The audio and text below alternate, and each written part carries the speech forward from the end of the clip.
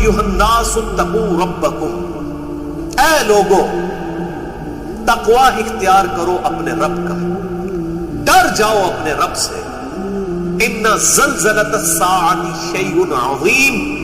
بے شک الساعہ قیامت کے دن کا زلزلہ یہ بہت ہی بڑی سخت چیز وارد ہونے والی ہے۔ ڈر جاؤ مراد کیا کہ اس دن کے آنے سے پہلے accountability of the day of judgement, قیامت کے دن جو جواب دہی اللہ کے حضور ہونی ہے، اس کی تیاری کرنا شروع کر دو۔ خدا کو سیریس لے لو، اللہ کو سیریس لے لو، اپنے گاڈ کو، اپنے پیدا کرنے والے کریٹر کو سیریس لے لو۔ اے لوگو ڈر جاؤ اس رب سے جس کے حضور تمہاری پیشی ہونے والی ہے۔ ان زلزلۃ الساعۃ شیء عظیم، بے شک الساعہ قیامت کے دن کا جو شروع والا حصہ ہے، الساعہ وہ بہت بڑی گھڑی، ساعۃ عربی میں کہتے ہیں گھڑی کو، الساعہ دی الٹیمیٹ گھڑی،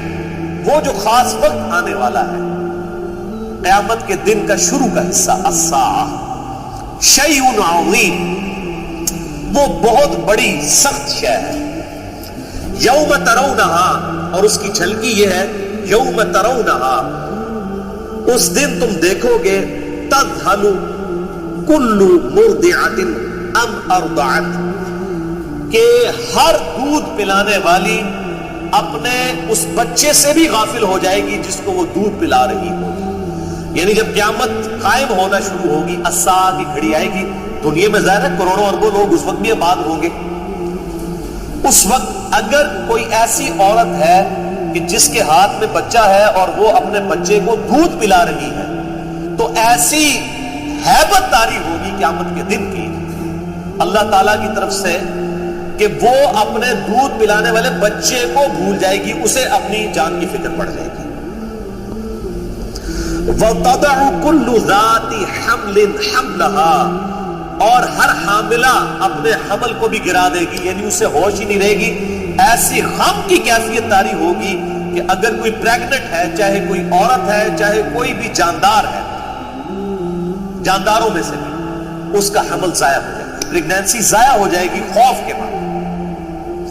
وَتَرَى النَّاسُ سُكَارَى، اور تم دیکھو گے کہ لوگ جو ہے وہ نشے کی حالت میں،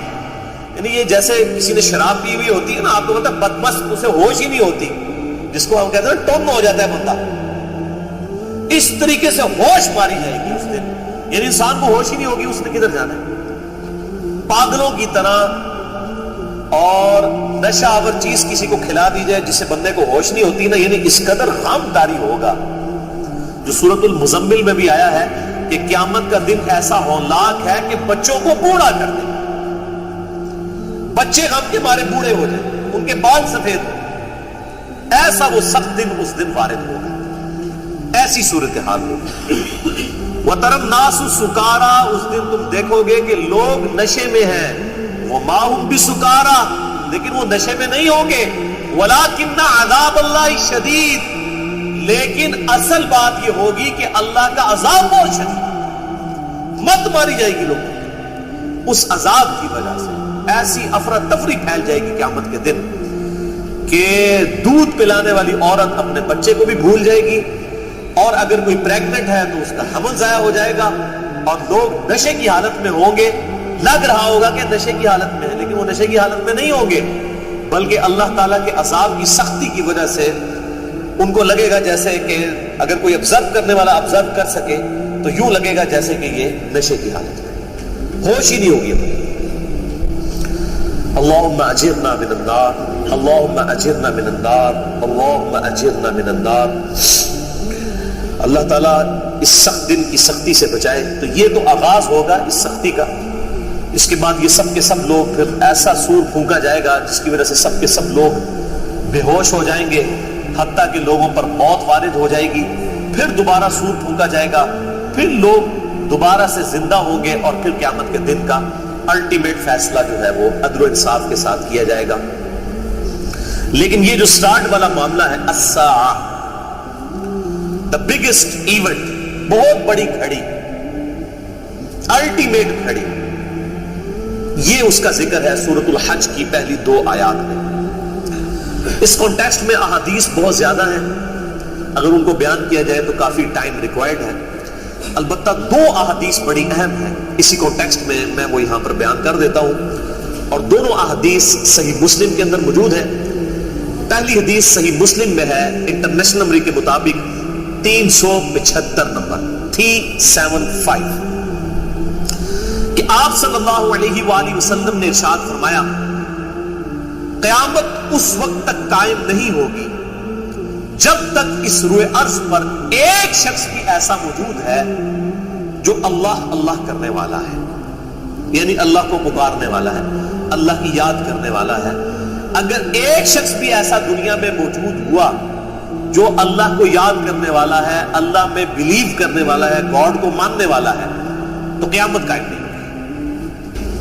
دوسری حدیث بھی صحیح مسلم میں ہے انٹرنیشنل نمبر کے مطابق 7299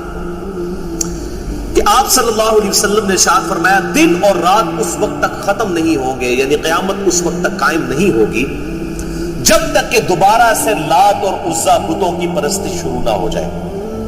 یعنی جس طرح مکہ مدینے میں لات اور منات کی عزا کی پوجا کی جاتی تھی نا آپ صلی اللہ علیہ وآلہ وسلم کی بعثت سے پہلے،